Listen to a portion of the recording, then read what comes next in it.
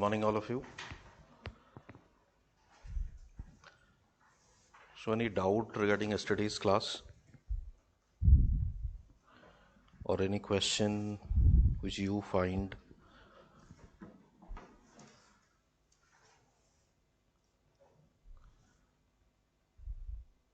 You're okay with the yesterday's question, or we'll discuss that?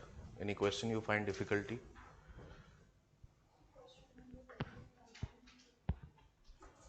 Question number 3rd, option 2. Okay. So, in the first class itself, I guess, we discussed types of CPI, Consumer Price Index. So now I have already told you that in 2014, before this, WPI was the measure which was used by RBI. Okay.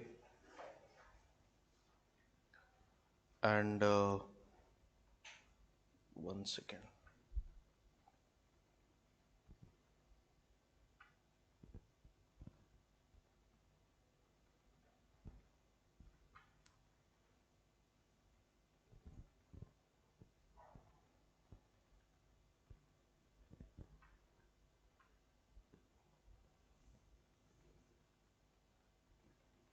Yes, WPI was the measure which was used by RBI to measure inflation and all. Then in 14 it was CPI. But if you see, there are multiple CPI or indices. The one which RBI uses, that is CPI combined. Combined means rural plus urban. Okay, so this is the question or the statement 2 in question number 3. Okay, any other question? Rest are fine. So how many questions you have got correct? Question number 10, option 3. Actually, recently banks have proposed this. Now government has not yet accepted that. They have simply proposed it. So possibility is there till the time your examination is in 28th May. If government, government will accept, then there could be a question on that. So it's simply a proposal. 8th question. Which of the following statements are correct about scheduled commercial bank? Banks listed in the second schedule of the Banking Regulation Act 1949. This is true or false? False. It's 1934 Act. Yes. RBI Act 1934. Okay. Any other question? आपने किया solve? नहीं. Sir ये जो एक question number 5 में second statement है, governor of RBI cannot join active politics post. Yesterday, Raghuram Rajan was working with Rahul Gandhi in Bharat Jodo Yatra. So it's not there any such rules or regulations. Nothing as such. ठीक है.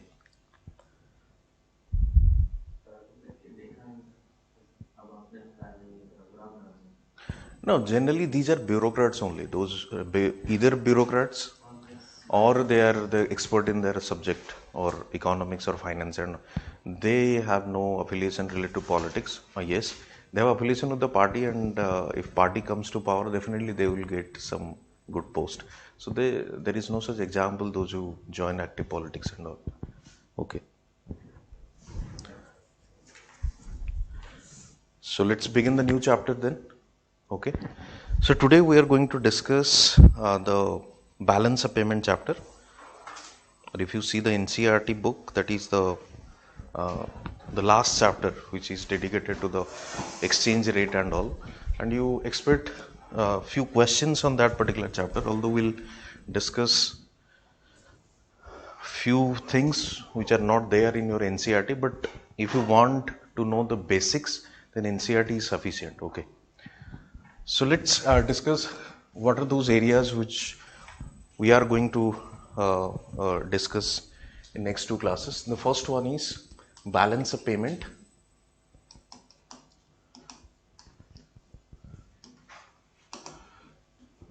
Types of accounts, that is current account and capital account.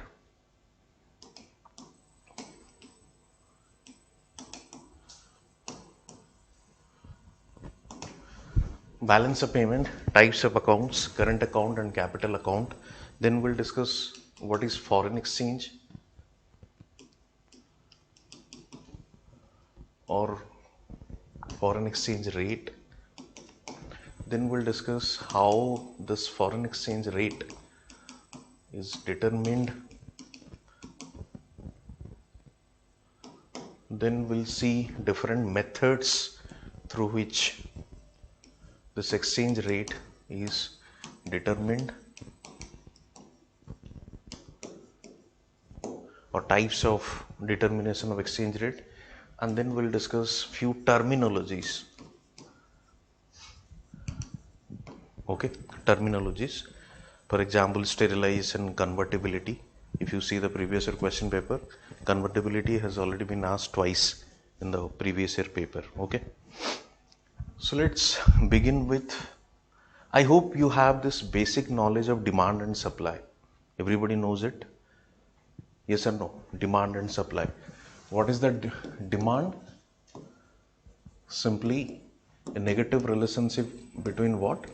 Price and quantity demand. And this demand is something from consumer point of view. If we draw the demand curve, this is like downward sloping. Yes or no? If you take price on this vertical axis and quantity demand on this, okay, so at higher price, lesser is the demand. At a lower price, higher is the demand. Okay, this is the basic demand or law of demand or demand principle. Similarly, I hope you also know what is that?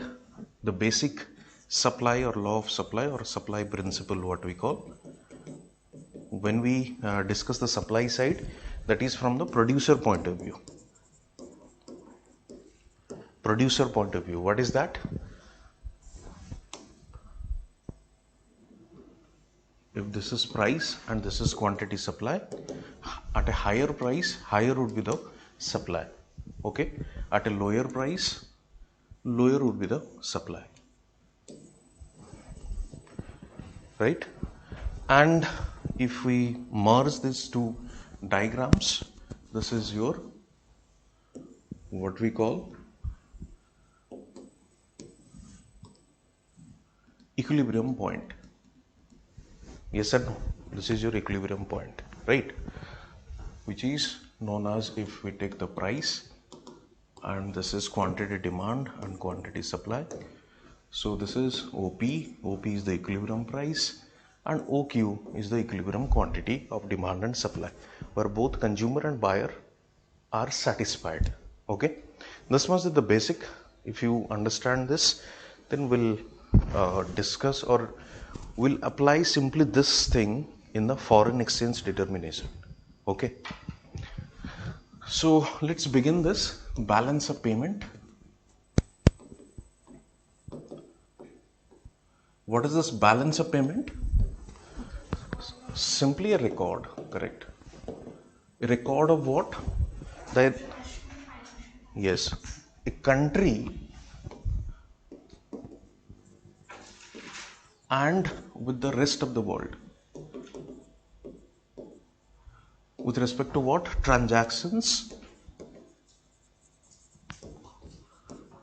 in terms of goods and services, financial transactions, etc. Simply, it's a record that one country is having with the rest of the world in terms of what? Goods and services and financial transactions. What is this financial transactions? For example, an US national wants to invest in Indian stock market, or an Indian citizen wants to invest in the US stock market, an US national wants to open a factory in India, an Indian national wants to open a factory in US, these are what? Transactions or financial transactions. Or what is this? Goods and services, that is export and import. Clear? So this is balance of payment, that is simply a record through which a country is having transactions in terms of goods and services and financial transactions with the rest of the world over a period of time.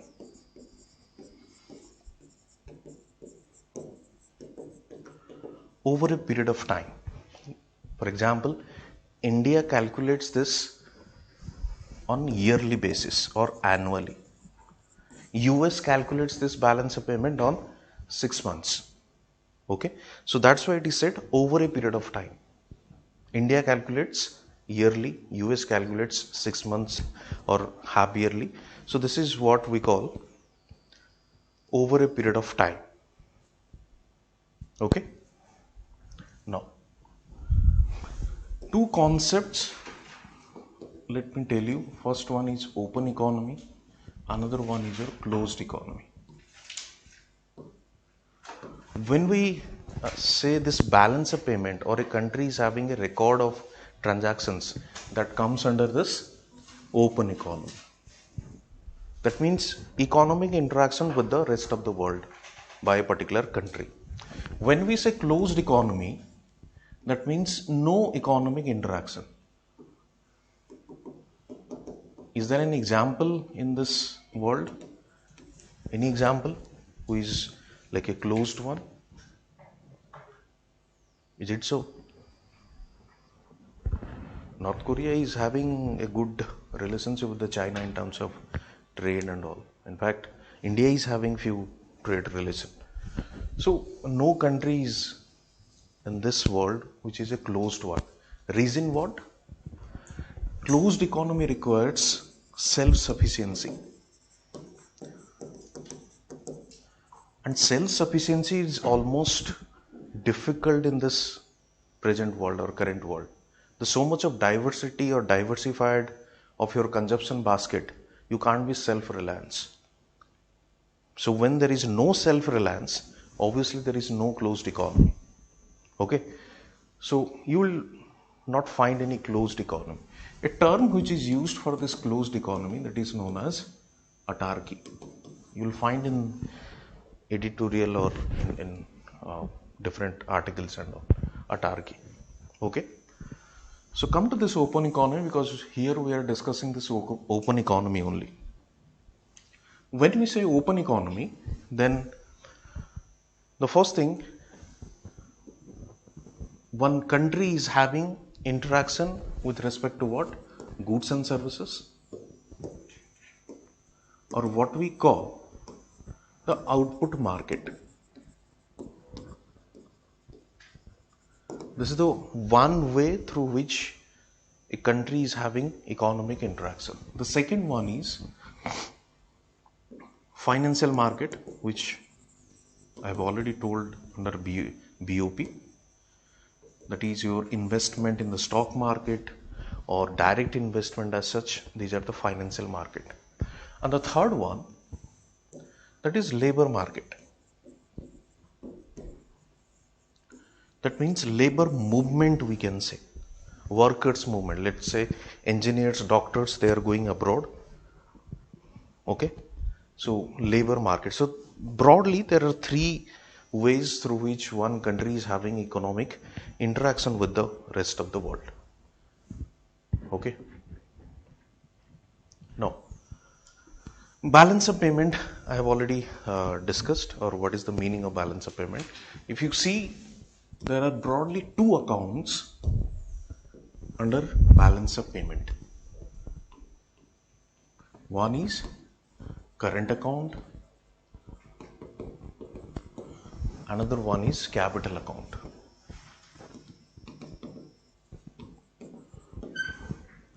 One is current account, another one is capital account. So let's begin with the current account.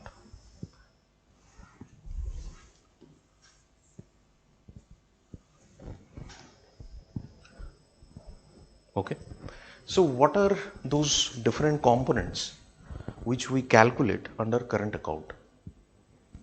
What are those different components which we keep or calculate under current account?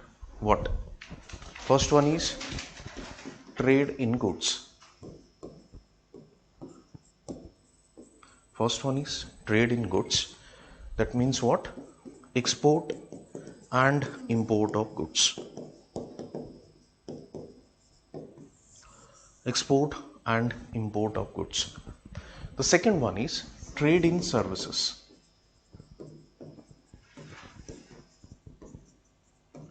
Trade in services. Services, on the first class itself, I have already told you there is a difference between goods and services. Goods are tangible in nature, services are intangible in nature. That's why services are known as what? Invisibles. Services are known as invisibles, or what we call trade in invisibles. This services is again divided into two categories. One is, any idea? Factor income services. Factor income services. Another one is non-factor income services.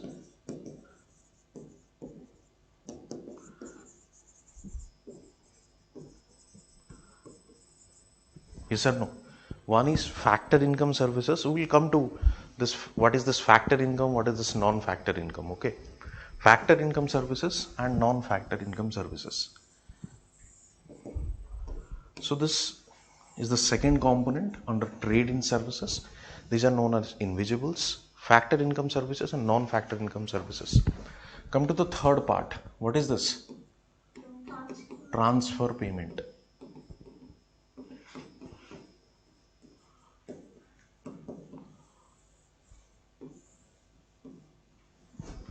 Transfer payment. What are those transfer payments? An example? Remittances. Remittances, gifts, grants.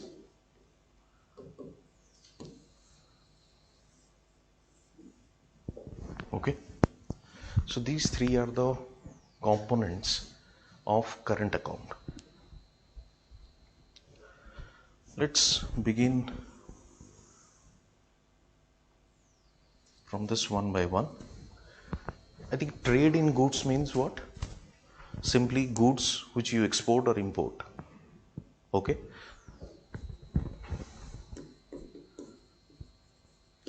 Trade balance.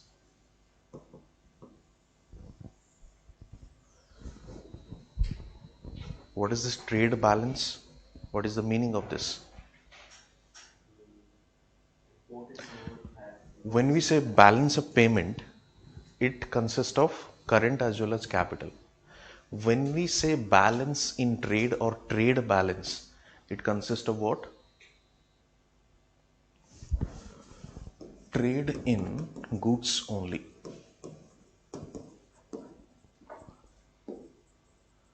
Trade in goods only. We do not consider the services. It is what? Merchandise goods.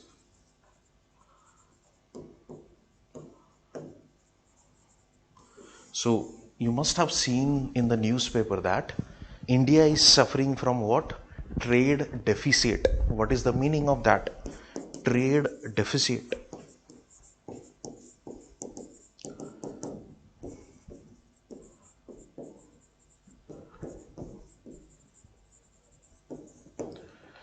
Trade deficit, trade surplus, trade balance.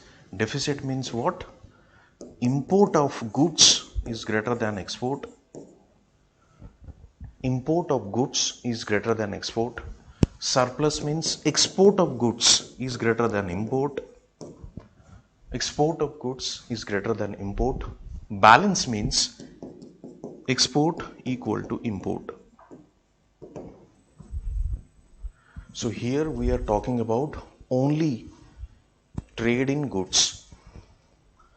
We are not talking about any services here, because for services we use trade in trade in invisibles. We use this term invisibles for the services, but when we say trade balance or balance in trade, then that is the goods only, or merchandise goods. Okay, trade deficit, import greater than export, surplus, that is export is greater than import, balance means export equal to import. Merchandise goods means Those goods or commodities which are in export and import. let's say when India announced its merchandise policy. So Huh. what this mean? Means trade policy related to goods. Your export and import policy with respect to goods. Okay, ठीक है, समझ में आ रहा है? Now coming to this part, trade in services.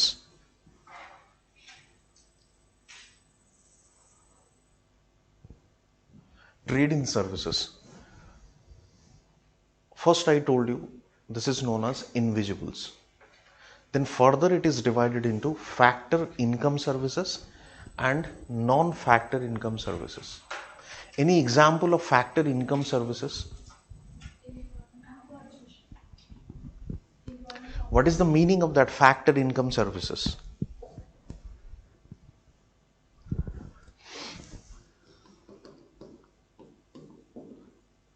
Four factors of production. What are they? Land, labor, capital, and entrepreneurs. Yes or no? This is the very basic fundamental of economics.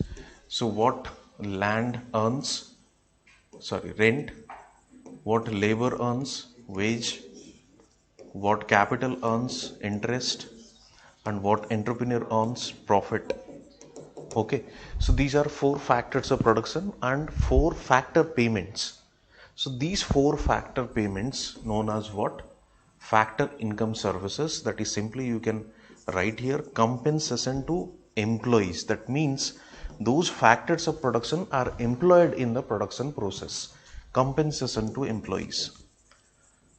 This could be labor, this could be capital, this could be land, this could be your entrepreneurship. When we say net factor income, that means the net amount which is coming to your country, the net amount which is going out from your country. Any example? Let's say few people are working in India of, let's say, of a foreign company. Few Indians are working abroad as well. Okay, so the net amount of factor payments we keep under this net factor income services. And what is this non-factor services? Any example? Non-factor. Tourism services, transportation, communication. These are what? Non-factor payment services or non-factor income services. Example, tourism, transportation, communication. I think you must have heard that Sri Lanka was suffering from the crisis, and one of the major factor which contributed to Sri Lanka's GDP, that is what? Tourism sector. So what is the tourism sector? Service sector. Yes or no? So this tourism, transportation, communication, these are what? Non-factor income services. That means services which are not coming from these four factors of production. These are what? Services given by these four factors of production and the payment which are made against their services. Clear? So this is one factor income, another one is non-factor income. Tourists are coming to your country, tourists are also going abroad. Okay?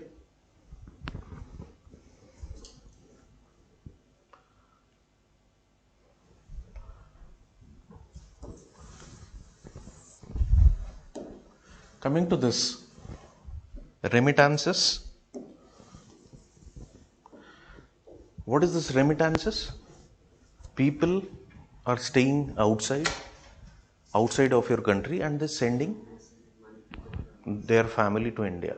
Similarly, foreign nationals are staying in your country, they are also sending money to their family. So that is inward out and outward remittances.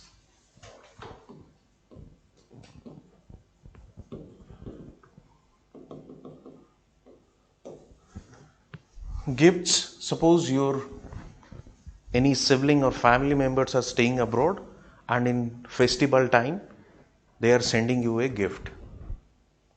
Similarly, you are sending a gift to your friend which is staying in abroad. Okay.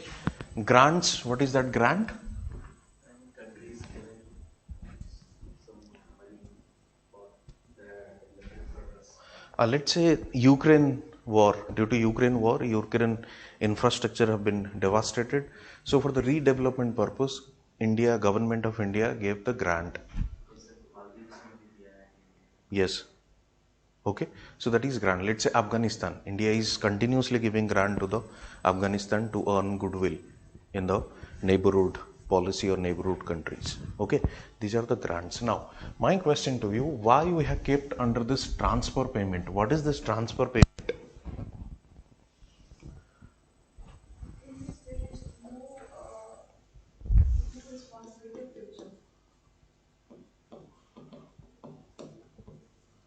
Transfer payment means, if you see, if you Google or if you refer any book, one term has been used for this transfer payment, that is unilateral transfer.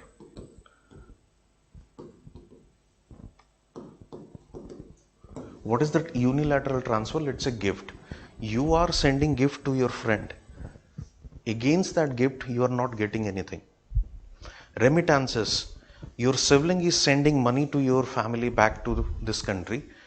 Against that, you are not sending something or you are not giving any services against that remittances. So that is known as what? Unilateral transaction or unilateral transfer. Simply the money is transferring from one to another, nothing else.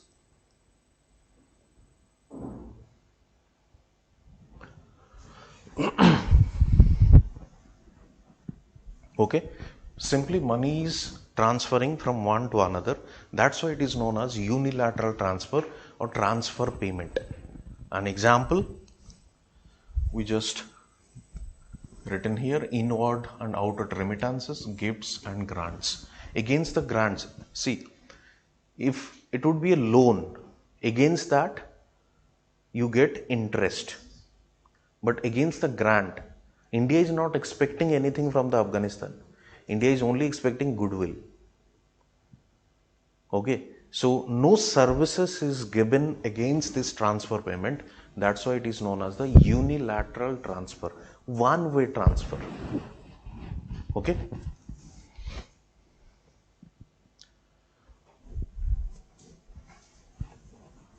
So current account, first one, trade in goods, export and import of goods, and that is what we call this trade balance. That means export and import of goods only. It is also known as merchandise goods. If we say trade deficit, then import is greater than export. Surplus means you are exporting more goods than the import. Balance means export and import are equal. Number two, trade in services. Services are known as invisibles. Okay. So the services again have been divided into factor income services, non-factor income services. Factor income services, that is compensation to employees. Example, your those four factor payments like rent, wage, interest and profit. Okay. Then non-factor income, that is tourist, transportation and communication. Coming to this part, remittances, gifts and grants.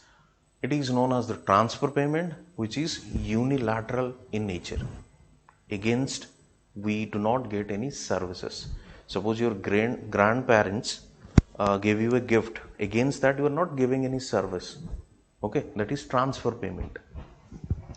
Now moving to the next account, capital account.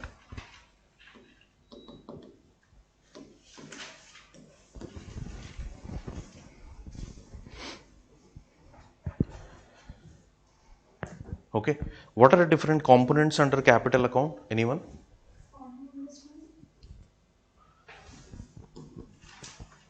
You can draw this if you want.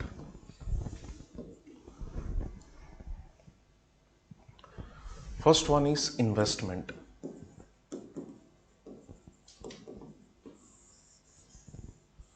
First one is investment. Second, external borrowing.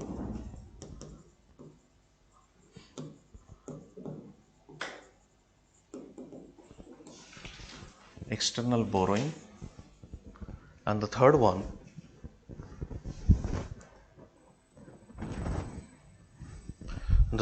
is external assistance.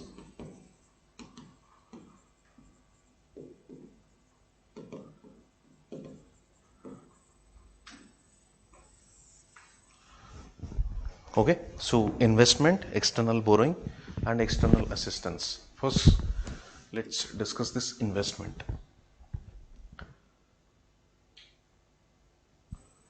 Investment, if you see, has been divided broadly into two parts. One is foreign direct investment. Here we are talking about the investments are coming from abroad, from foreign. Okay, if you see the domestic investment, then there are multiple types. Let's say autonomous investment or public investment, what we call induced investment, or known as the private investment. So this government investment or private investment, that is inside or in the domestic economy. But here the investment we are talking about, the investment are coming from abroad or investment are going outside from your country. Okay, the first one is foreign direct investment, or what we call the direct investment. This is one type of investment. Second is known as the foreign portfolio investment.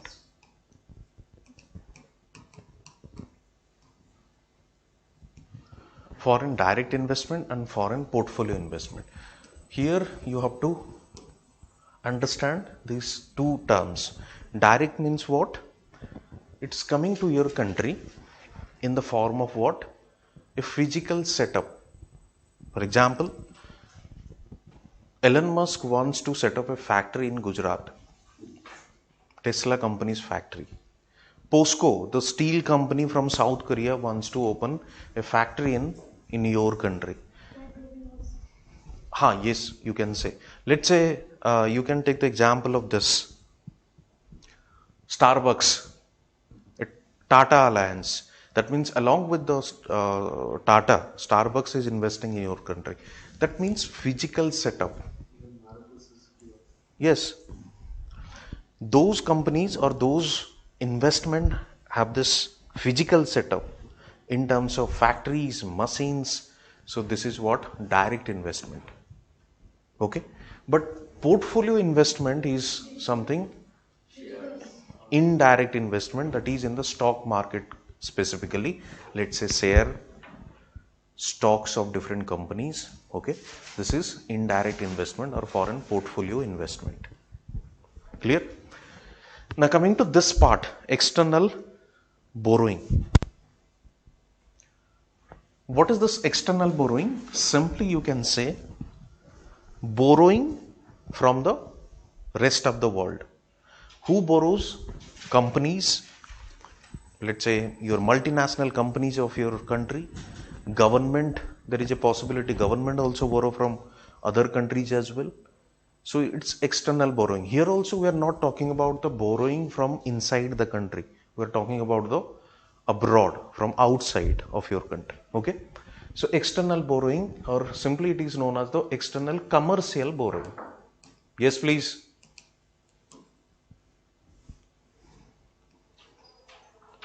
External commercial borrowing. What is this external commercial borrowing? Borrowing which is commercial in nature. That means simply you can say borrowing at the market rate of interest. And if you see the market rate of interest, this is something at a higher side. Let's say a simple example, if you borrow from any private money lender and you borrow from a public sector bank, there is a difference between the interest rate. The private money lender would charge higher rate of interest than the public sector bank. So this is known as what? External commercial borrowing. You are borrowing from the external world at a commercial rate of interest or at a commercial rate. Third one is external assistance. Assistance you are seeking from external world or from different countries. Okay. What is the difference between this external borrowing and external assistance? Let me explain that.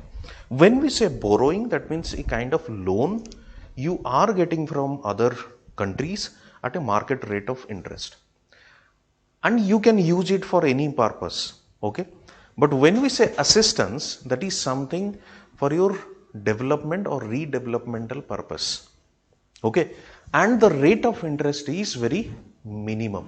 Example, those loans which are given by those multilateral institutions.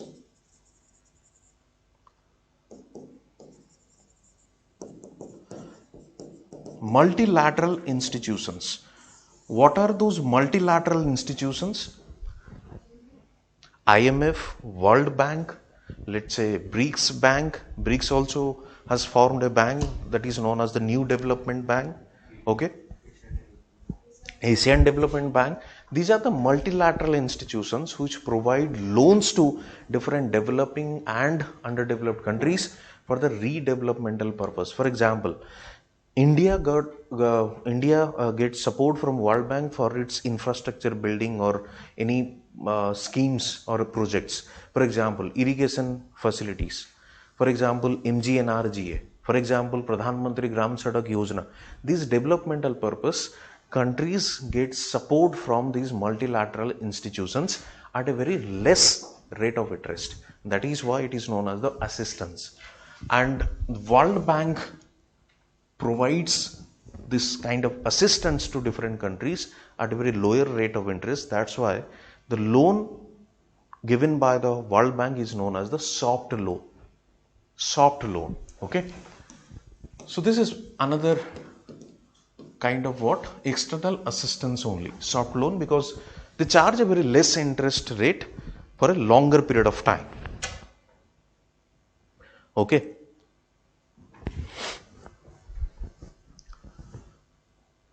Clear? So three components are there under the capital account. The first one is investment, one is foreign direct, second one is foreign portfolio investment, external borrowing, that is commercial borrowing at a market rate of interest, and the third one is external assistance, that is multilateral institutions which provides loan for the development or redevelopmental purpose. Let's say India is building infrastructure or giving assistance to Afghanistan for the redevelopment after this Taliban rule ended, but still again they came back to power. That is a different story.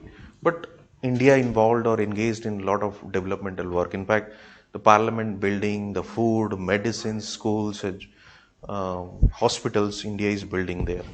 Okay, so that is a form of assistance. Clear? Three components. Now, apart from these three components, another component is there which is generally not mentioned in that three segments, that is known as NRI deposits. and this NRI deposits comes under this capital account only. If question comes, NRI deposits comes under which account? It's not the current account, it is the capital account in which NRI deposits come. What is this NRI deposits? Simply those NRIs, or the what we call them, those who stay abroad, diaspora. Diaspora. So when this NRIs or diaspora, they save money in Indian banks. That is known as what? NRI deposits. They save money in Indian banks.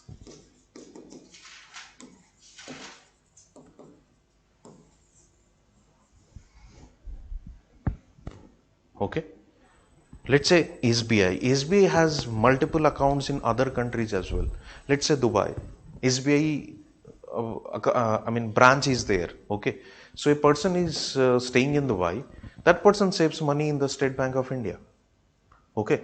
So that is a part of capital account, and this NRI deposits is a good source of what we call foreign exchange or foreign currencies for India.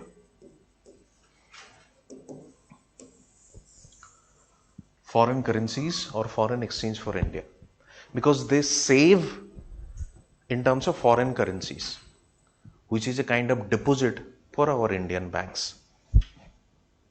Okay, NRI deposits.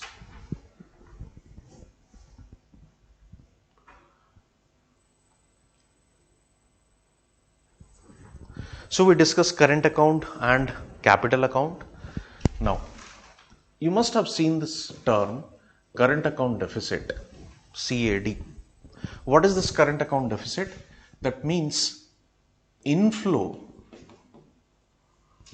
in terms of goods and services, you can say, or simply you can say you are importing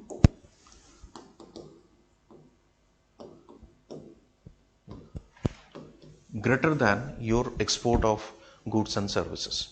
That is known as current account deficit. You are importing more, that means you are paying more foreign exchanges.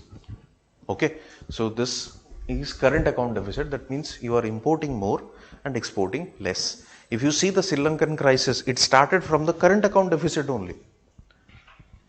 It started from the current account deficit only. That means they simply importing more essential goods.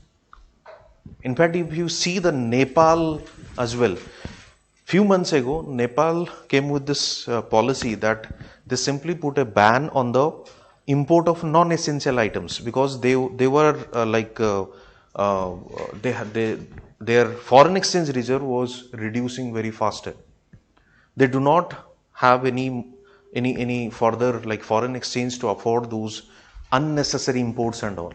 Okay, that's why they simply put a ban on the non-essential items. For example, they simply ban on the import of any bike.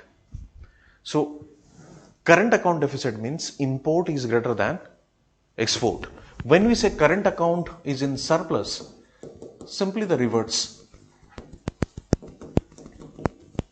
You are exporting more, that means you are earning more foreign exchange than your import, or than you are paying.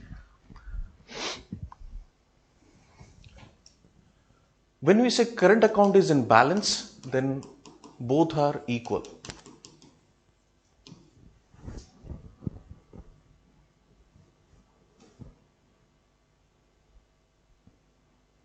Then both are equal.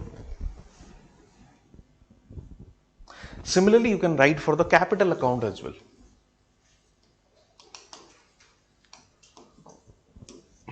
If it is in deficit, then outflow of capital is more than the inflow of capital. Outflow of capital is more than the inflow of capital.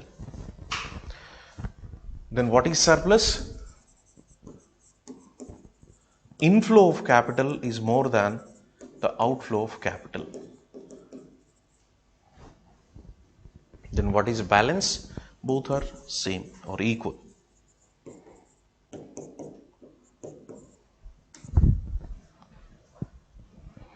Both are equal.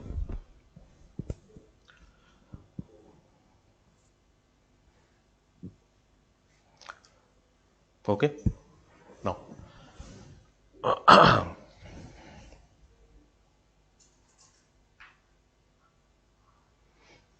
till now, any doubt? If you have, then you can simply ask.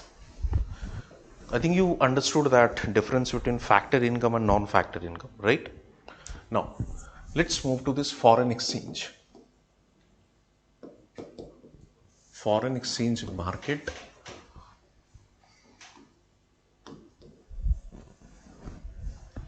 Foreign exchange market. Sir, how this NRI deposits can be a good source of foreign currencies? See, they like they deposit. Let's say this example I just gave you. SBI branch is there in your Dubai, let's say, and you are staying in Dubai, and you deposited the foreign currencies. Okay. Now, suppose your family member, or if you say that it's a kind of deposit, then SBI, which is a Indian bank, let's say, okay, that SBI will maintain that, but that foreign exchange would be exchanged with the central bank of your country against your Indian rupee. Okay, in that way, like this foreign currencies will go to the central bank. Against that, SBI will get the Indian rupee from the central bank. So in that way, foreign exchange is coming to your country as well. Okay. When this person who is in Dubai, Hmm. he needed that money Yes. from Then that person will withdraw from the foreign currency itself. That means the reserve from foreign currency will come down. Okay.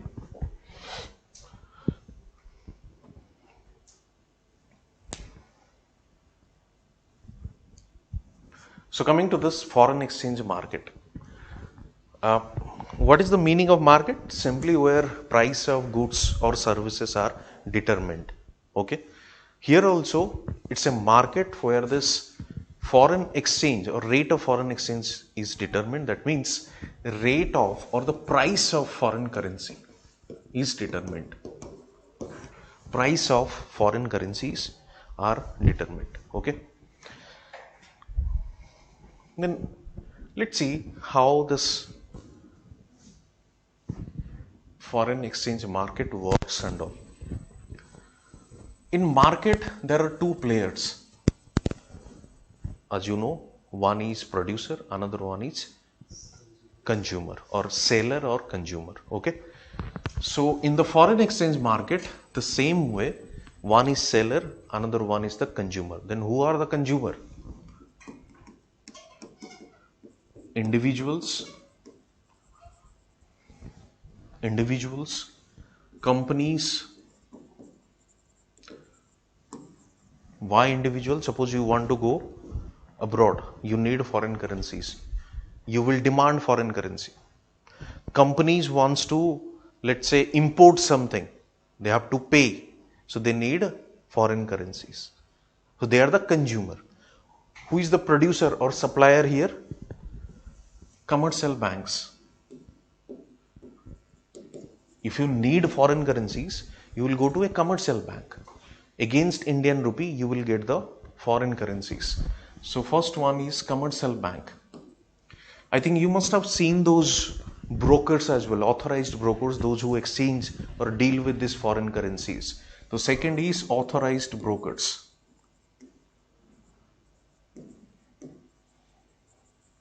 And the third one, obviously, the mother of all bank, which regulates the foreign currencies movement or supply in your country, that is central bank, or in your country it is RBI.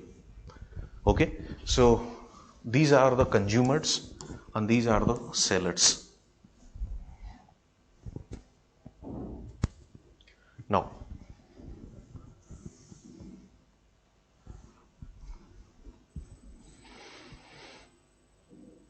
when you say market, that means price of a commodity is determined, and in the foreign exchange market, price of foreign currency is determined, then definitely it has those two wings or two components. One is demand for foreign currencies and another one is supply of foreign currencies.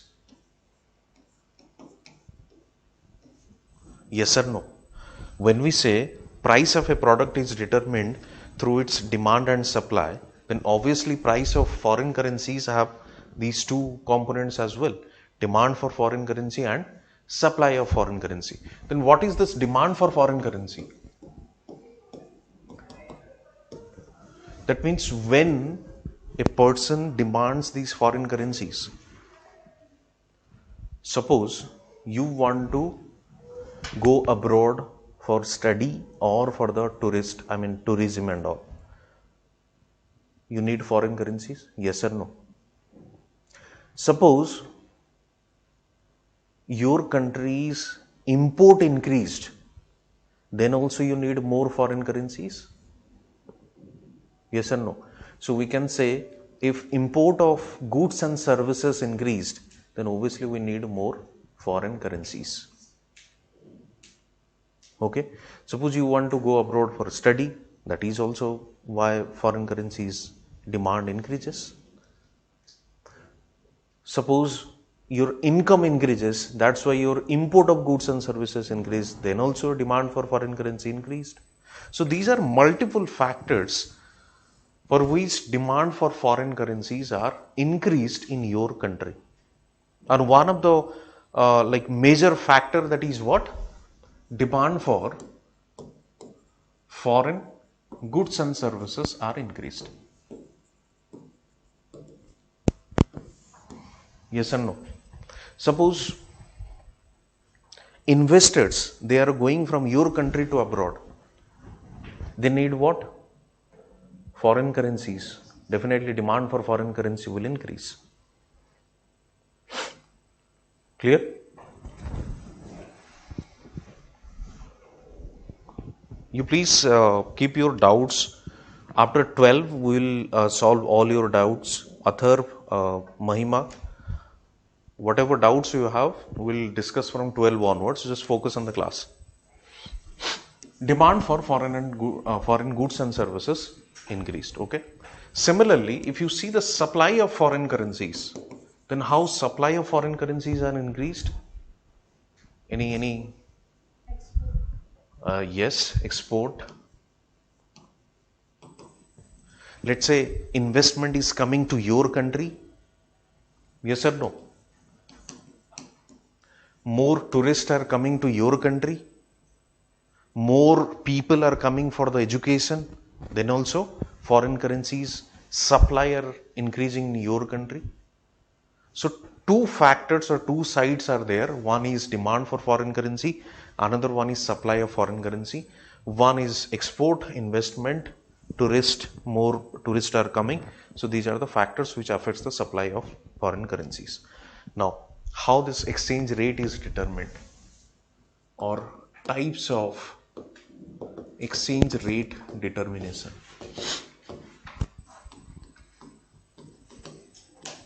The first one is flexible exchange rate system.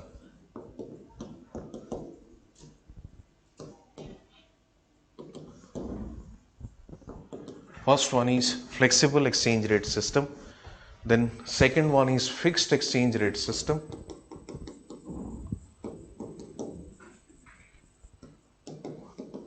Fixed exchange rate system. The third one is managed floating exchange rate system.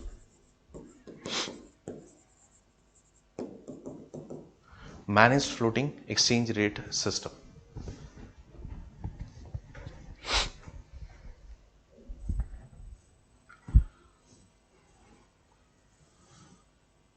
What India follows? Managed floating exchange rate system. Let's begin with this flexible exchange rate system.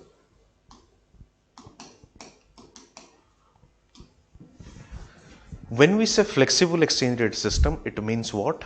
Exchange rate is purely determined by the market forces or market. Purely determined by the market forces. What is that market forces? Simply your demand and supply. That means when we say market forces in the foreign currencies market, that is demand for foreign currency and supply of foreign currency. That means zero intervention, zero intervention in case of central bank or any government. Zero intervention.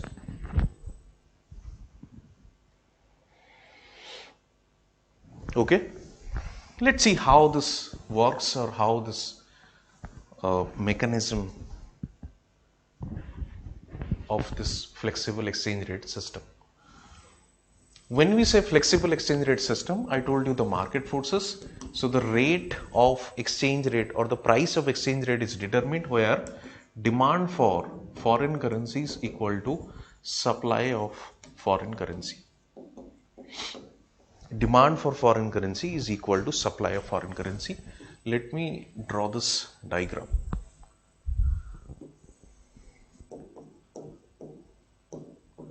This is demand for foreign currencies. Let's say demand for dollar. Downward sloping demand curve, I have already told you. Okay. And this is what? Supply of dollar.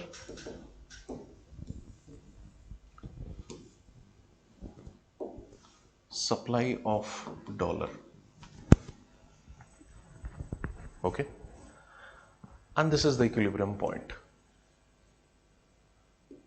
If you draw this, then let's say this is P, OP, here price of dollar, and here quantity of dollar in terms of demand and supply. So OP is the price of dollar.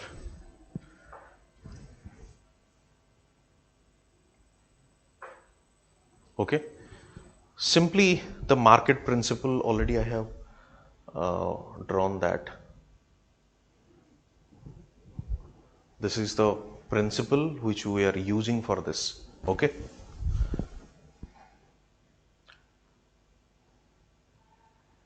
Now coming to the next step, how it works.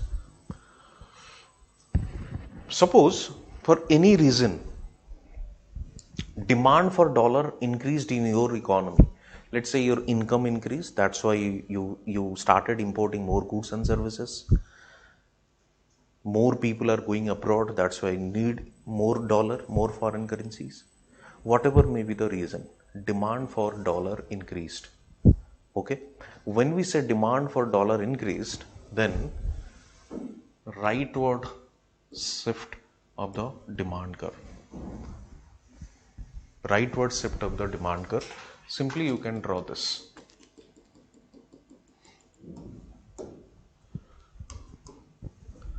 You can draw this. That means equilibrium point, earlier it was at E, now it's shifted to E dash. Okay, so you can say price of dollar again increased to P dash. Now why price of dollar increased? Because supply remains constant, demand increased. That means demand is greater than supply, that's why price increased. Simple, the basic principle of demand and supply. Okay, that means suppose earlier you were paying 60 rupees for $1. Now the price of dollar increased. That means you are paying higher than 60 rupees for the same $1.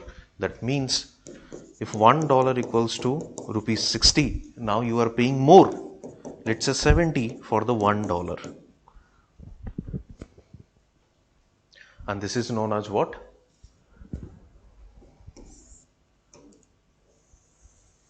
This is known as depreciation of Indian rupee, because the value of dollar is increasing or dollar is appreciating.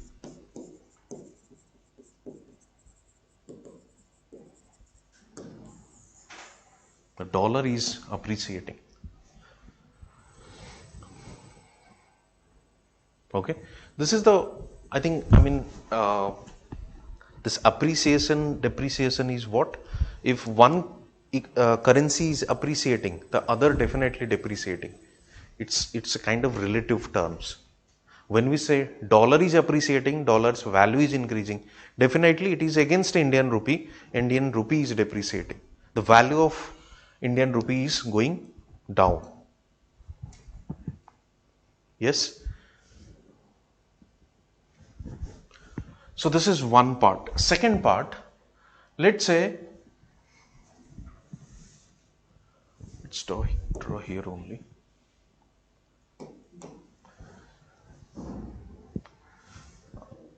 This is the demand curve, or the original demand curve is D.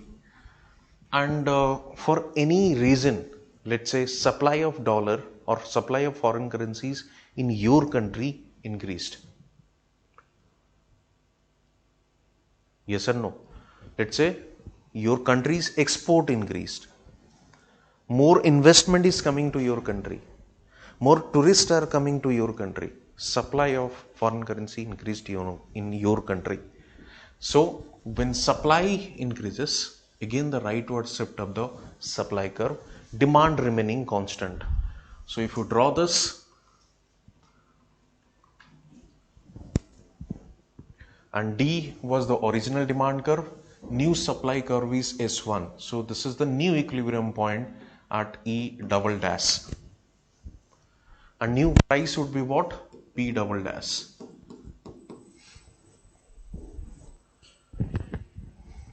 That means price of original price was what? OP. New price is what? OP dash. OP dash is the first case, and this OP double dash is the second case we are talking about. Okay, so OP dash means price of dollar is decreasing, value of dollar is decreasing against Indian rupee. So here what happens, if $1 equals to 60 rupees, then in this case $1 equals to 50 rupees, let's say something less than 60, and this is known as what? Dollar is depreciating and Indian rupee is appreciating.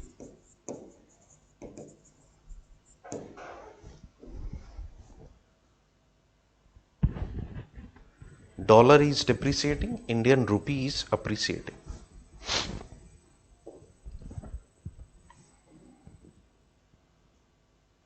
Okay, and this continues. I mean, it's, you can say it's a continuous process in the market determined exchange rate. Automatically they moves from one equilibrium point to another by self adjusting this demand and supply. When demand increased, it shifts to the right. New equilibrium point we achieved at E dash. New price is OP dash. Further, anything happened, supply of dollar increased, it shifted to S1. New equilibrium point is E double dash. New price is P double dash. So it's a continuous process. Suppose further, let's say demand for dollar increased, okay, or demand for dollar decreased. Again you can shift that demand curve and find the new equilibrium point. Let's say demand for dollar decreased. Okay, so now S is the original supply curve, no change in the S or supply of dollar. New equilibrium point is this. Then you can draw this and get the new price of dollar. So this is a continuous process. No one is intervening in this process to determine the exchange rate of an economy. No central government, no government authority, nothing. Only demand and supply are the two sides or two factors which is playing their role as self-adjusting process and all, and getting equilibrium at a particular point of time. Correct? So this is market determined exchange rate or flexible exchange rate system. Those developed economy, those countries which follows this capitalist or capitalism as their ideologies, or those market economy, free market economy, they generally follow this kind of exchange rate structure. For example, United States, Western European countries, they follow this kind of exchange rate system, flexible exchange rate system. Okay, is there any doubt till now? It's clear. Now let's move to the second part. So appreciation, depreciation, you understood. Later we'll discuss what are the impacts, but for the time being, you just understand what is depreciation and appreciation. Now come to the second type, that is fixed exchange rate. Let's see the difference. Fixed exchange rate system. When we say fixed exchange rate system, that means it is fixed by the government. It is also known as pegged. It is fixed by the government authority or central bank. Earlier we saw that exchange rate is fixed by the market or determined by the market, but here it is the government who decides the rate of exchange or the price of dollar. Let's see how.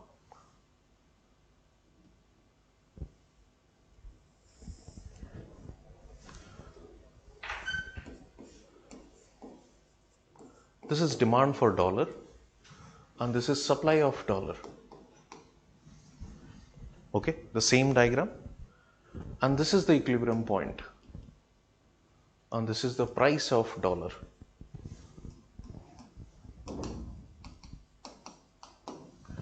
E is the equilibrium point.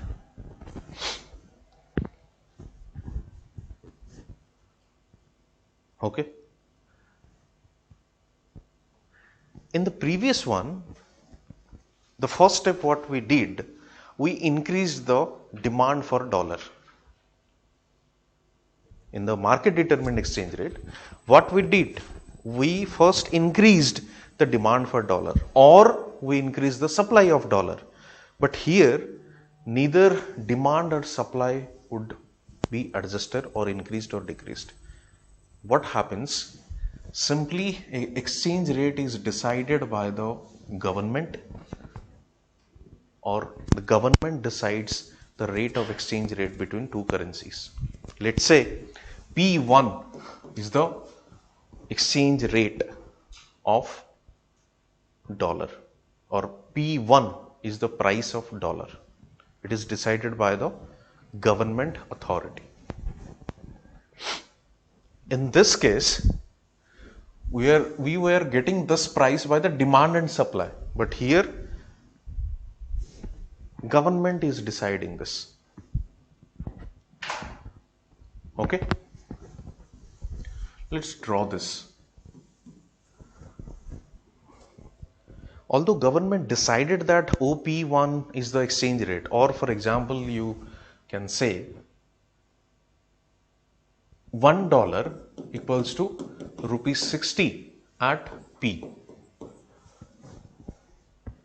Okay, now government increased the price of dollar. So what government did? Decided this.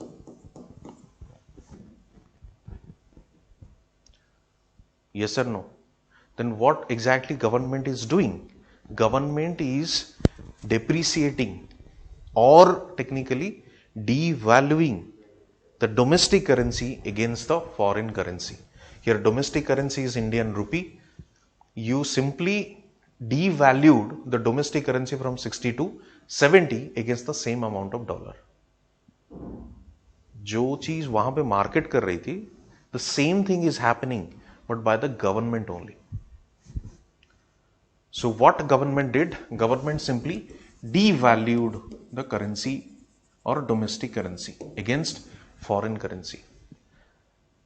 Depreciation and devaluation both are same, but depreciation is used in the market or flexible exchange rate system. devaluation is used in the fixed exchange rate system. Appreciation and revaluation both are same. Appreciation is used in the flexible exchange rate system and revaluation is used in the fixed exchange rate system. So first let's see the devaluation. So what government did, simply devalued the Indian rupee from OP to OP1, okay, against the foreign currency. Clear? That means Indian rupee devalued, foreign currency revalued. At this P1, let's draw this line and it intersects the demand curve at A and supply curve at B. Excuse me. A and B. Just try to understand this. When Indian rupee was devalued against dollar, Indian rupee devalued against the dollar, that means Indian rupee becomes cheaper. Yes or no? Indian rupee becomes cheaper. Then what would be the impact on the export and import?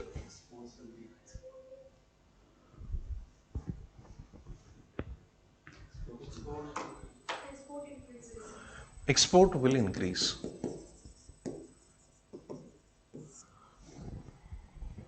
Why? For example, suppose $1 60 rupees. It was the original price. $1 equals to 70 rupees. This is the devalued price. That means initially if you pay $1, you were getting goods worth of 60 rupees. Let's say a burger. The price is 60 rupees. But now if you pay $1, the same $1, you are getting a burger plus 10 rupees French fries. You are getting more goods. That means your goods in the international market will be cheaper, so export will increase. Now why government wants to increase the export? To earn more foreign currencies. Because with the increase of your export, people or different countries will pay you more foreign currencies. Your foreign exchange reserve will increase. Okay, so government did that. So P to P1, it increased the price of dollar. So devaluation of Indian rupee, export increased, supply of foreign currencies increased in your economy. This is the sequence. First what he did or what government did, devaluation of Indian rupee, export increased, supply of dollar increased in your economy.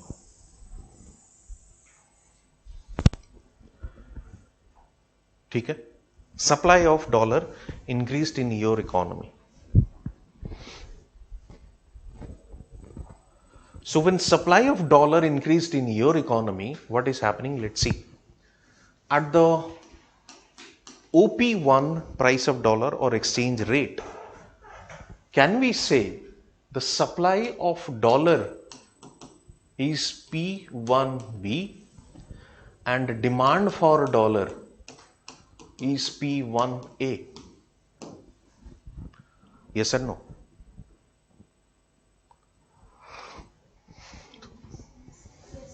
Diagram को देख लीजिए एक बार.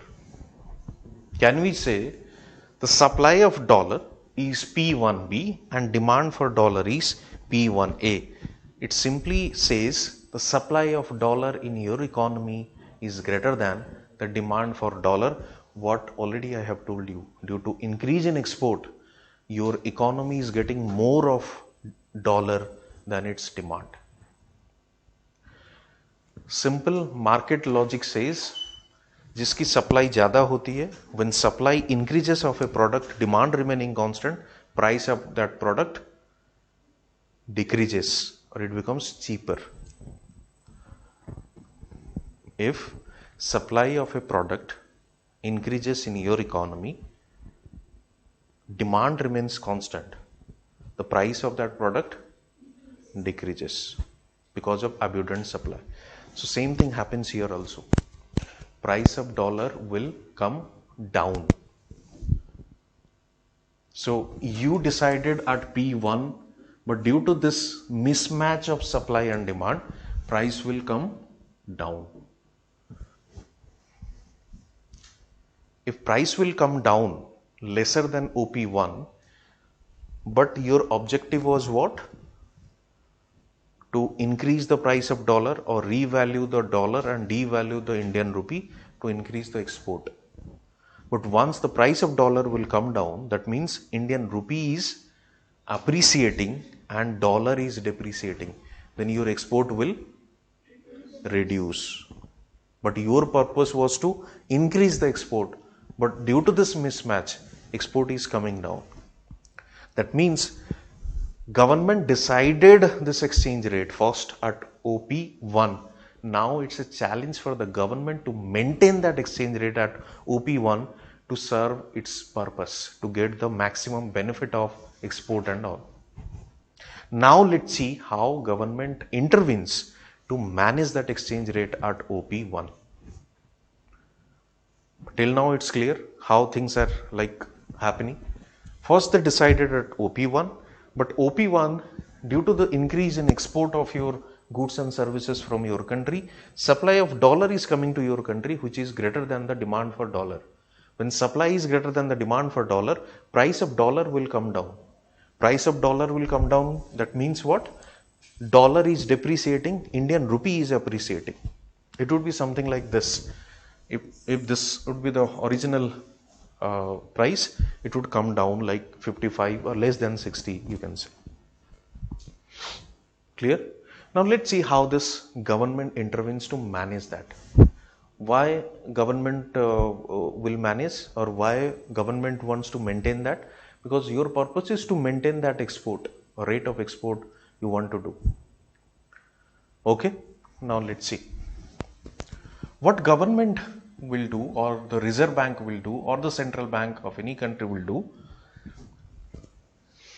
Problem is what? Problem is the supply of dollar, or the excess supply of dollar, that is A and B. This is the extra additional supply. Yes or no? If you absorb this AB, the extra supply of dollar, then problem would be solved. So what central bank does? Central bank absorbs this additional supply of dollar in your economy. It will absorb, because central bank is the ultimate authority who regulates this circulation of foreign currencies in a particular country. So RBI or any central bank will absorb this additional supply of dollar from the market. That means it will purchase dollar from the economy, from commercial bank, any authorized brokers, those who carry these dollars. So it will purchase against Indian rupee or against the domestic currency. Clear? Against the domestic currency. That means dollar, the additional supply of dollar would be absorbed. Indian rupee supply increased in the economy. Clear? Indian or domestic currency supply would increase against this foreign currency. And I think you know from our last class, when the money supply increases, price level increases, what we call inflation.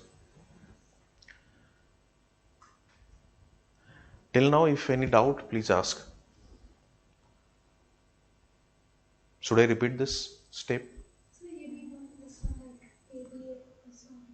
This one. Okay. See, AB is what? Additional supply of dollar. Okay. Problem is what? That extra supply. If you absorb that extra supply, then the problem would be solved. Again, you will get that equilibrium point where demand and supply would intersect. Okay, so what RBI does or central bank does, simply central bank would absorb that additional supply from economy, additional supply of dollar from economy. Who carries that extra supply of dollar? Commercial banks, authorized brokers. Then when RBI will absorb that, obviously RBI has to give Indian rupee against that as per the rate of exchange. When Indian rupee will like start supplying into the economy or circulation will start, then obviously that leads to increase in price level or what is called inflation. How that inflation would be managed, that we'll discuss later. Okay, till now it's clear. This is one aspect. Second aspect is, let's draw this new diagram.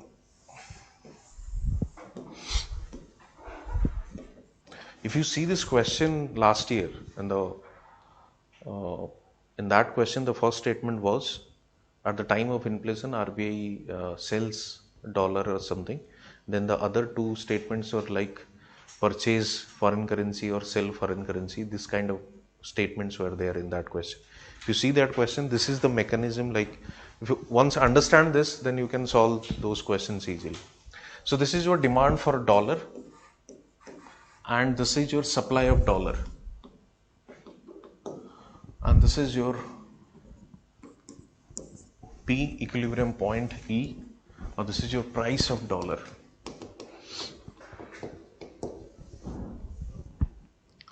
Okay. In the previous diagram, we saw that government devalued Indian rupee against the dollar to increase the export. Yes or no? Let's see. Suppose government revalued the Indian rupee.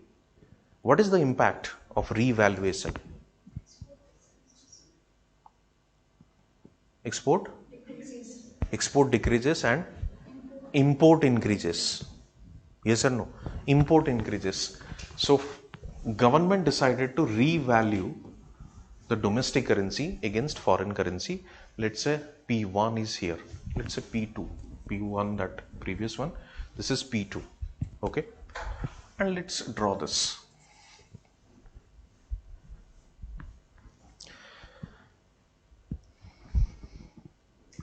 That means at P2, you want to increase your import.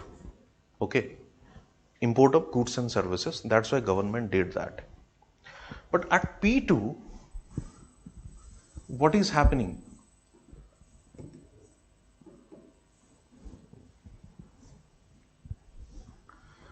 At OP2, what government did? Revalued domestic currency and devalued foreign currency. Yes or no? But at OP2, the supply of dollar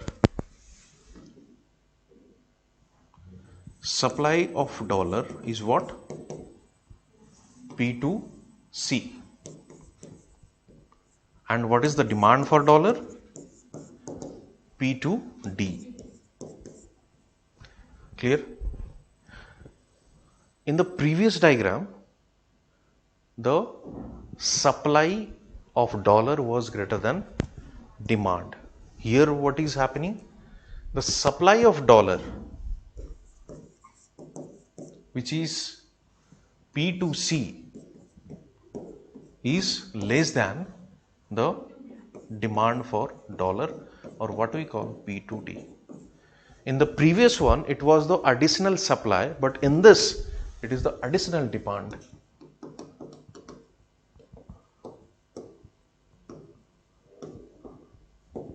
It is the additional demand for dollar. In the previous diagram, due to this additional supply, the price of dollar was coming down. But here what will happen? Due to increased demand, simple market mechanism, supply remaining constant, if demand will increase, price will increase. So when demand for dollar will increase, definitely price of dollar will increase. That means you have deliberately devalued it, revalued it. Now price is going up. That means Indian rupee is devaluing or depreciating and dollar is revaluing. The reverse is happening. Then again you have to manage this. How? This additional demand will be met by the central bank. Then you have to inject dollar against Indian rupee. You are simply inject dollar or extra demand for dollar against what? Indian rupee. That means Indian rupee you are observing and dollar you are supplying into the economy.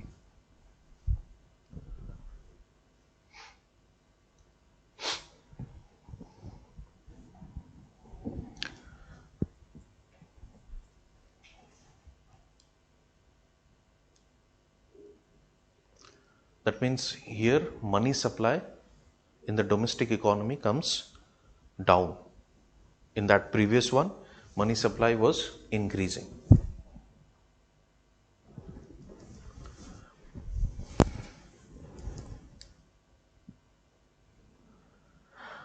Should I repeat this?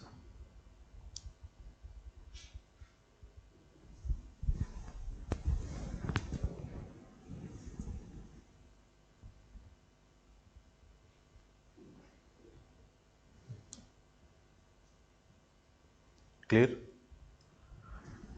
If you understood that previous one, then simply you can understand this, because simply the reverse case is happening.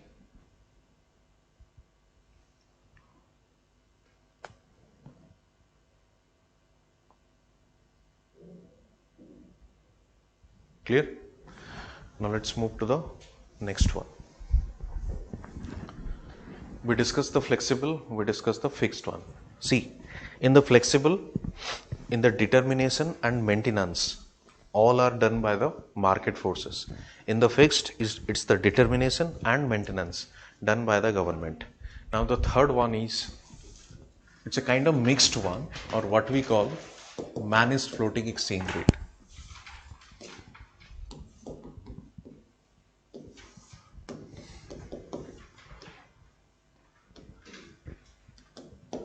This is known as managed floating exchange rate.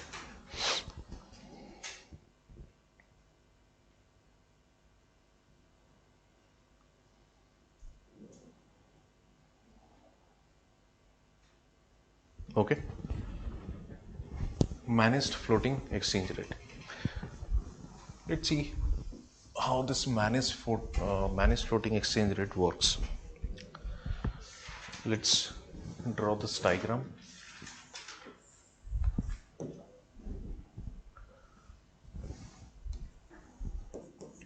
Demand for dollar, supply of dollar,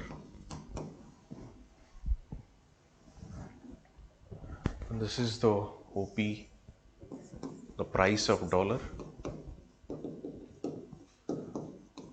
and this is what demand and supply.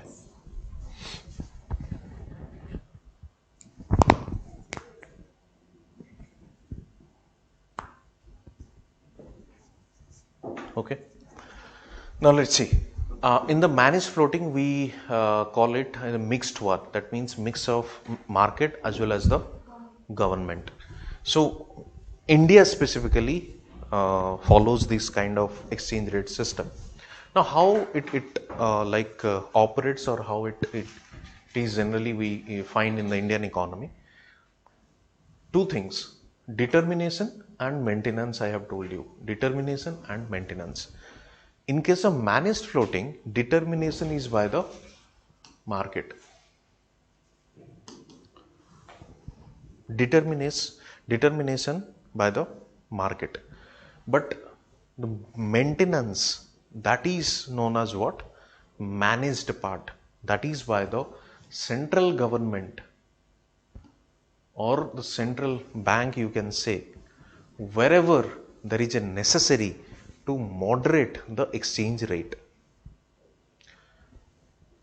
When I use this term, wherever there is a necessary to moderate the exchange rate, that means it's not the always where the central bank or the Reserve Bank of India intervenes in the exchange rate market. Whenever there is a kind of excessive fluctuations of exchange rate, excessive appreciation or excessive depreciation, then only central bank intervenes. That's why this term has been used to moderate the exchange rate. Let's say recently, India's currencies, depreciated and it went beyond this 80 rupees, 80 plus something. Okay. So these kind of situations RBI has to manage, RBI has to intervene. That's why it is known as what? Managed floating. So mix of flexible as well as the fixed one. Okay. So let's see, this is the original equilibrium point or original what we call the price of dollar. Let's say $1 equals to 60 rupees. Clear? And due to the market forces demand and supply, it simply depreciated or Indian rupee depreciated. Let's say to 70.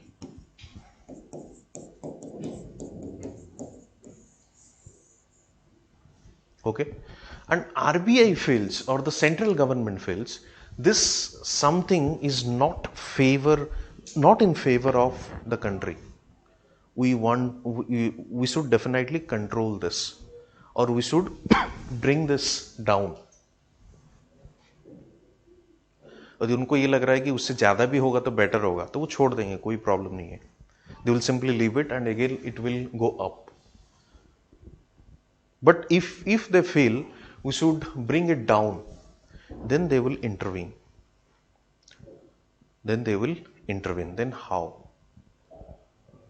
Okay. Simply the mechanism what we have discussed in the fixed exchange rate system. At the time of surplus supply of dollar, you can simply draw this.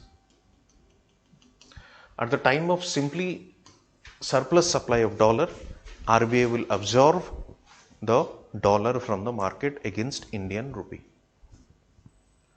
Okay, let's see if it will come down to 50, let's say.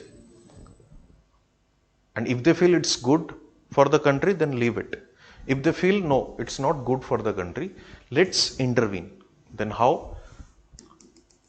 This is the extra demand. So they will meet that extra demand from their reserve foreign exchange against Indian rupee. Here determination by the market forces, but when they feel it's good, then they simply leave it. When they feel it's not good, let's intervene to moderate the exchange rate. Then the mechanism of the fixed one you can simply apply.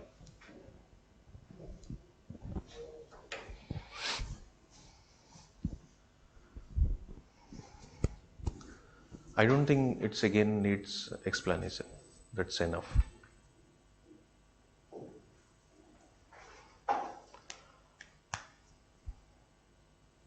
Try to solve those questions UPSC has asked last year. Okay.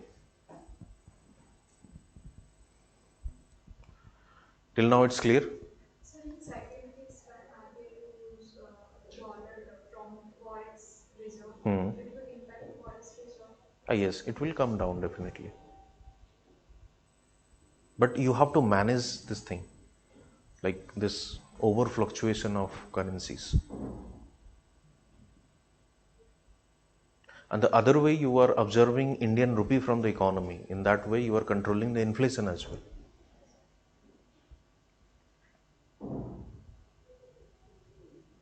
So when this dollar becomes 70, $1 is going to 70 rupees, then exports will rise. Yes, definitely export will rise.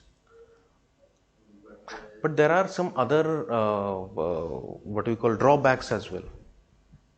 If your rupee is unnecessarily appreciated, we'll discuss that. What's the impact of devaluation, revaluation, merit, demerit? We'll discuss that because actually these are the areas from where they are asking question. devaluation and depreciation, export is increasing, but you see the darker side, the import will be costlier. Suppose you people are importing essential items, food, fuel, then you have to pay more.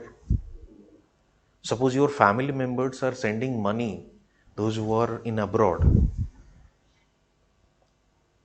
their cost of living would increase. You have to send more money. Initially, you were paying $1 equals to 60 rupees. Now you have to pay 70 rupees. You have to pay more. If your currency will, what we call unnecessarily depreciate, it cross this 80, then 82, 83, then your investor will be in the negative zone. I mean, it's something, it's a symbol of weaker economy. Sri Lanka is the solid example of this. If you can't manage this exchange rate, then it's something very difficult to handle, and that country will go into that kind of crisis-like conditions. Yes, China is playing with this fixed one. So they intentionally devalue their currency. If you see 2015-16, there was a term currency war. It was between China and US. And the name currency war means China was deliberately devaluing the currency of its domestic currency against dollar. That means to increase the export. Through that, you can capture more of dollar to increase your foreign exchange reserve. Because China knows that it has this good manufacturing units and all they have. And when I said Sri Lanka is the tourist-based economy, the largest contribution in the GDP comes from tourism. You see the Chinese economy comes from this export, that is export-driven economy. That's why we are adopting this self-reliance to brings independence and all in terms of those goods and services. Okay, so this is how this currency exchange rates are managed and used.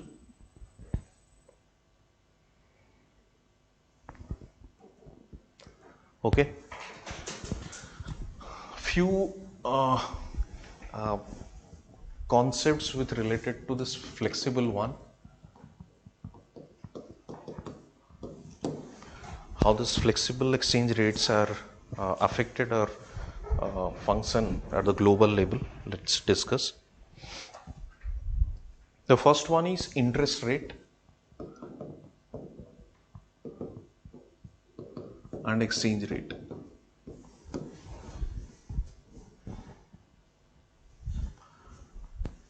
When we say interest rate, that means interest rate. What is that interest rate?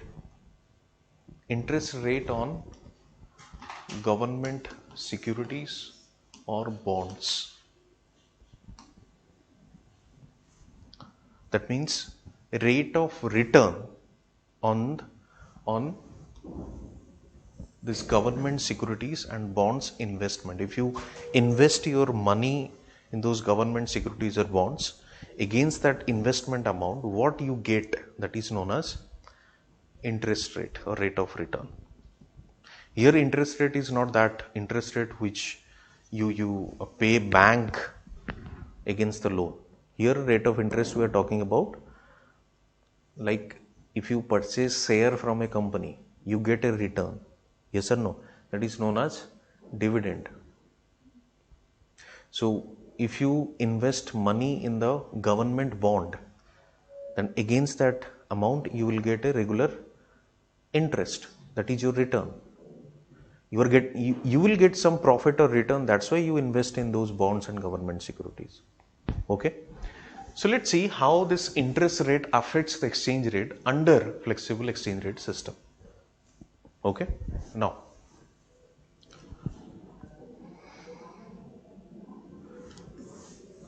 suppose there are two countries, A and B. In country A, the rate of interest or the interest rate on those bonds are 10%.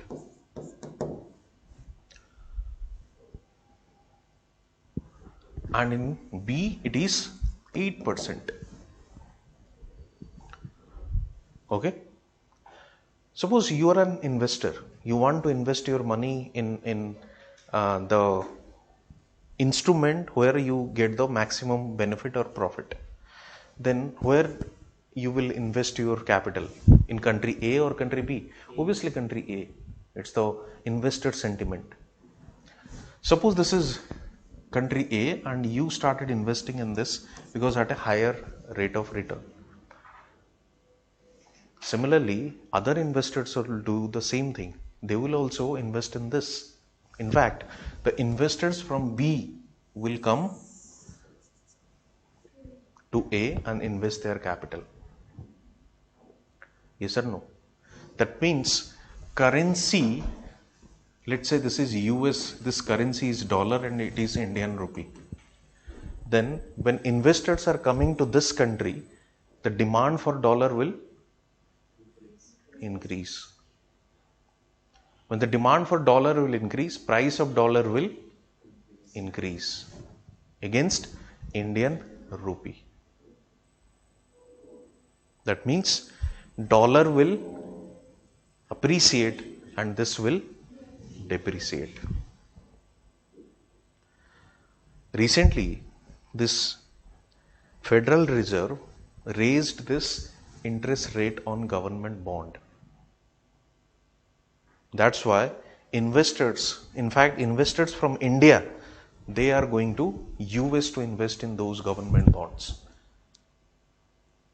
That's why withdrawal of investment from your economy and more investment in the US. That means demand for dollar is increasing against Indian rupee. So when demand for dollar is increasing, the price of dollar is increasing, the dollar is appreciating, Indian rupee is depreciating. That's why the reason why in the last few months Indian rupee is depreciating too much. Because investors are withdrawing their investment from India and they are investing in US economy. And this is what rate of interest is the determining factor of this exchange rate under flexible exchange rate system.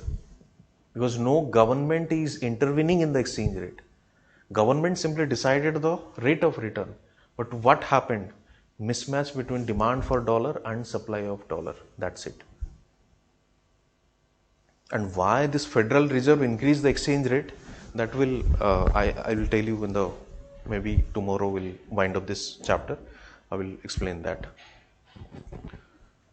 Okay, so exchange rate is the factor or one of the major factor why India's rupee was depreciating too much, because Federal Reserve increased the exchange rate in their economy by raising this interest rate on the government securities. And it's the psychology of investor. From where they will get the more profit, they will invest there. And they are simply doing this. Okay? Clear?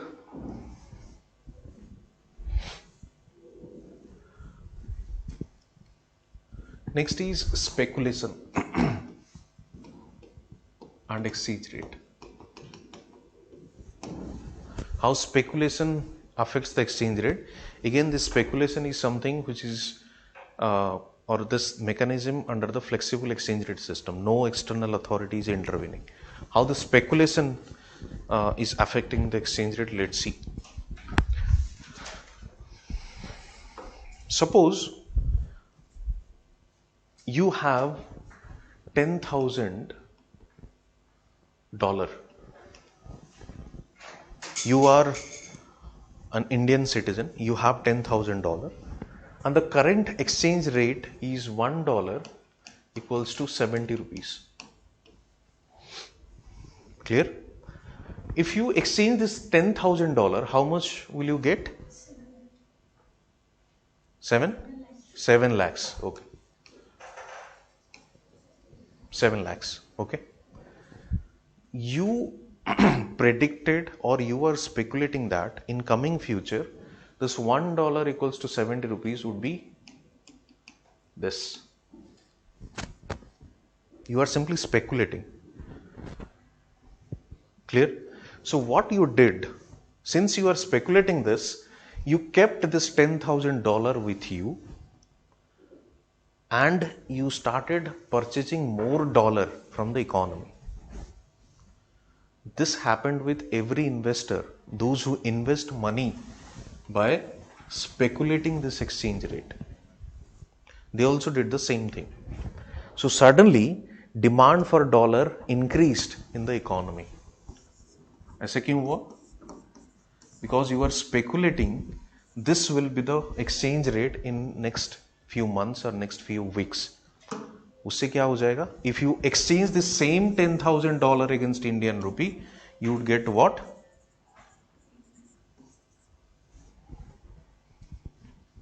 Obviously you will get the profit. That's why you are speculating. So you did not exchange this amount against Indian rupee, rather you started purchasing more dollar from the economy. Other investors also did the same thing. They also speculated in the line of yachts and they also started demanding more dollar by exchanging Indian rupee. So suddenly, due to increase in demand for dollar in the economy, the price of dollar will increase. That means dollar will appreciate and Indian rupee will depreciate. So speculation is something which is also affecting what? Exchange rate. And again, it is the part of what? Flexible exchange rate system. No external authorities intervening in this.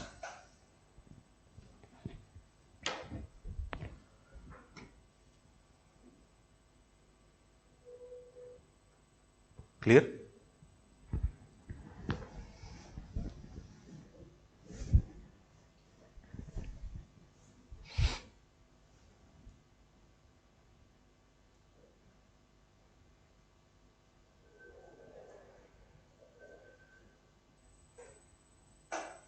The last part, income and exchange rate. Income, or how income affects the exchange rate of a country. Suppose for any reason income of individuals or national income increases of an economy. When national income increases, you would prefer more, consumption increases, import of goods and services. It will increase. Yes or no? So when import of goods and services will increase, the demand for dollar will increase. Then obviously price of dollar will increase. So dollar will appreciate, Indian rupee will depreciate, or domestic currency will depreciate. So these are the factors which affect those exchange rate system.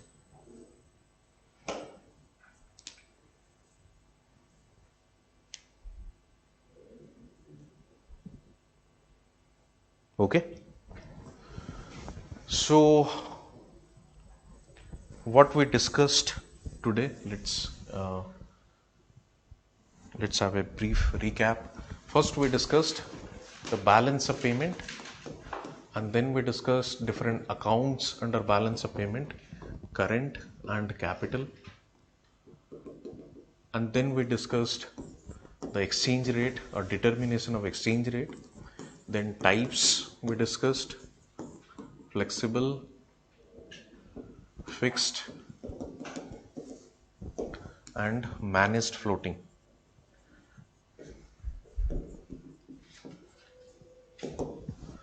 And then we discussed those flexible exchange rate system.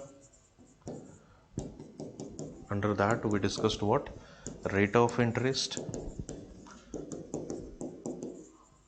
speculation and income, how these factors also affects the exchange rate. Okay, so tomorrow we'll discuss like impacts of devaluation, revaluation, current account deficit, convertibility. Those concepts we'll discuss, and we'll end this chapter tomorrow. Okay.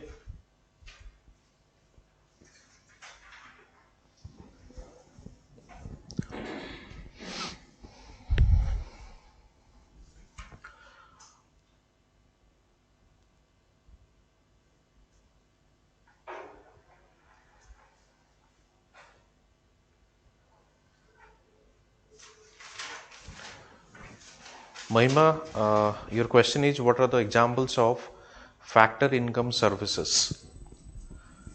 Factor income services means simply if you know the basic or fundamentals of economics, that is, in a production process, there are four factors of production which are used, and that is land, labor, capital,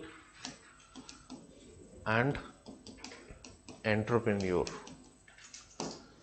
Land means simply, I think you understand the where the all those resources or natural resources we get. Labor, the individual, those who contributes in terms of mental effort and muscle effort as well. Capital is something which known as like money is a part of capital, machines part of capital, let's say building, or simply you can say the building of a factory, that is part of capital. Entrepreneur means the person who contributes or who has given an idea, innovation in a production process. So these are four factors of production, and for their services what they get, land get the rent, because you use a space of a particular area, that's why you pay the rent. Labor get was what, salary or what we call the wage. Capital, interest. For example, if you get a loan from a bank for your own purpose, against that loan you pay interest. So that is what, price of capital. Entrepreneur, like after paying all these three factors of production, entrepreneur gets profit. So these are four factor payments, or what we call factor income. So factor income, when we say factor income, then that is rent, wage, interest and profit.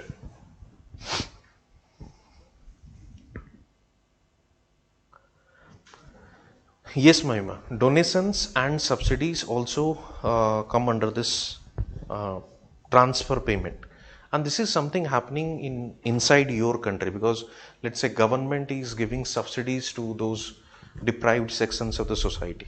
Okay, against that subsidy, they are not giving anything to the government. That is also part of transfer payment.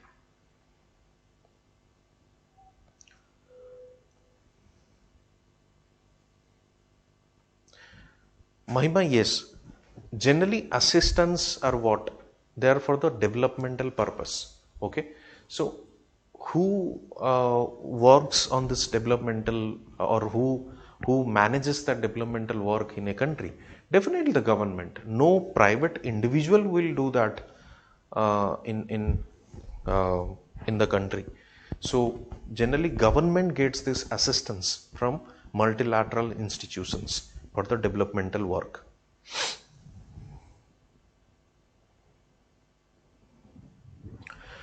Other, this division of current account and capital account has been given by the IMF, International Monetary Fund, which is followed by every country.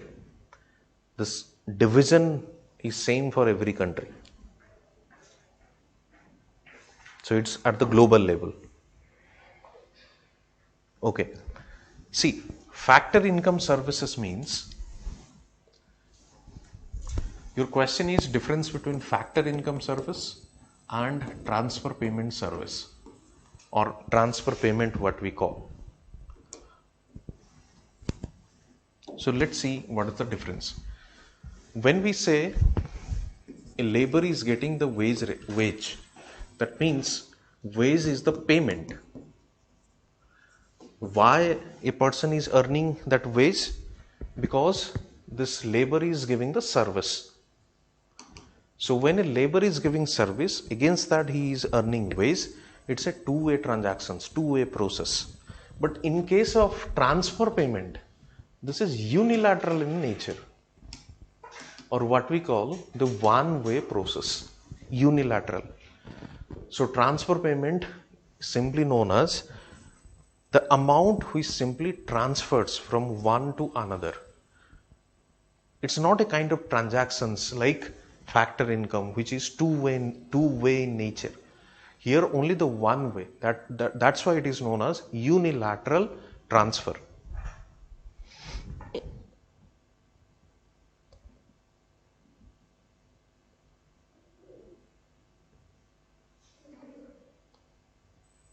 Yes, grants that India get from different sources, maybe a different country, maybe from different multilateral institutions, that comes under the transfer payment.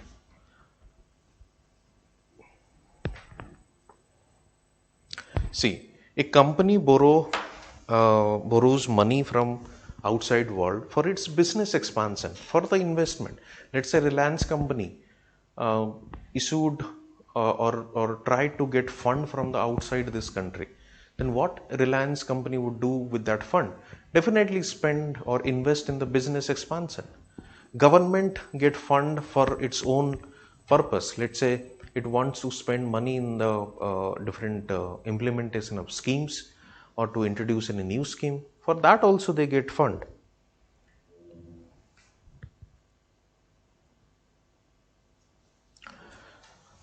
Mahima, this is the event you can say. I mean, if Indian rupee is depreciating, against that dollar is appreciating.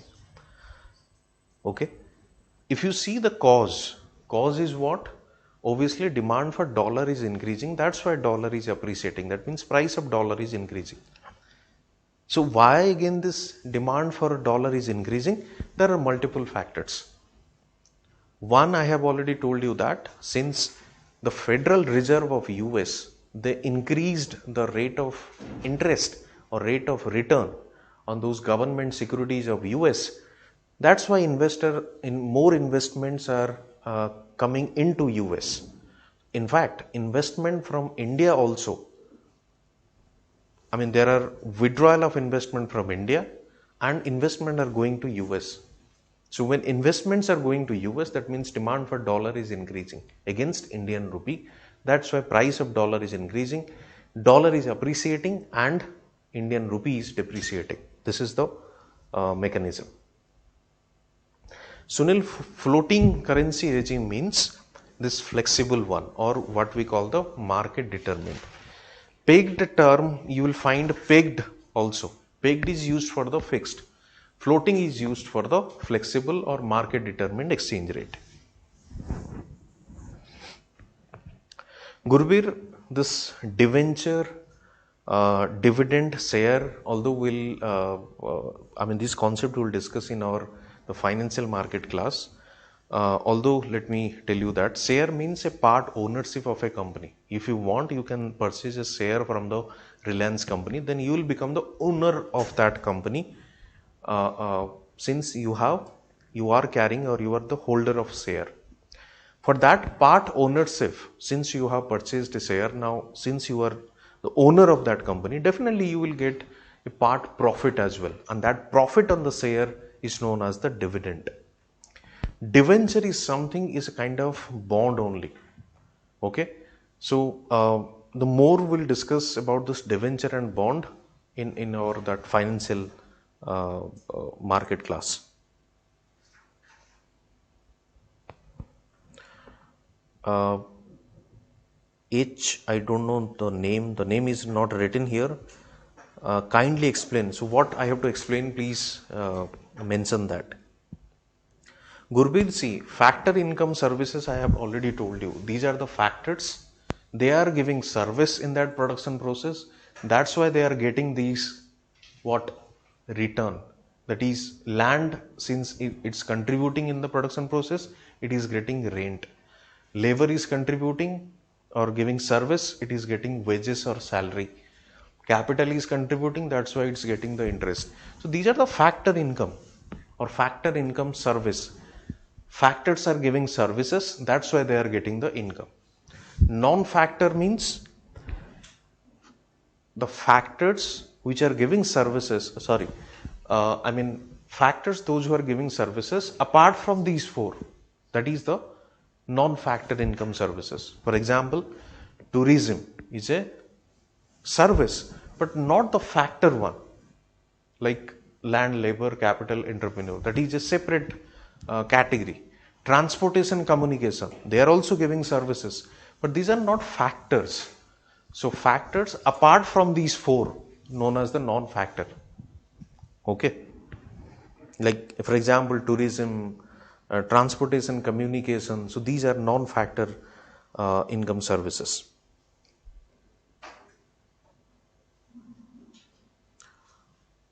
Nefli, the name is not mentioned here. Foreign portfolio investment, foreign institutional investment, both are same. Okay, and these are used for the share market or stock market. Aviral, see, external assistant, external commercial borrowing. Commercial borrowing, when we say, that means the interest rate is charged which is at a market rate or which is at a higher rate. But when we say assistance, this is something very less rate of interest. That's why I gave you that example, soft loan, which is generally given by the World Bank to different countries for the developmental work. So that soft loan kind of assistance which is provided by the World Bank to different countries for the developmental purpose. So that soft loan means loans at a very minimum rate of interest. But when we say borrowing, a commercial borrowing, that means borrowing at a market rate of interest. That is the difference between these two. Okay. I hope I have already given answers of all your questions. If anything to ask.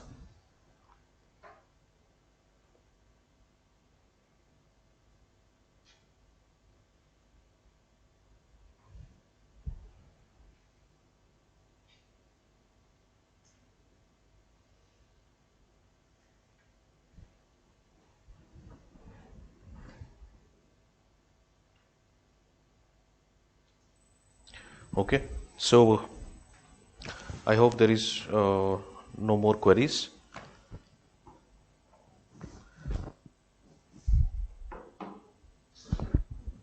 Thank you everyone. Thank you Mahima. We'll meet tomorrow. We'll continue this chapter. Thank you.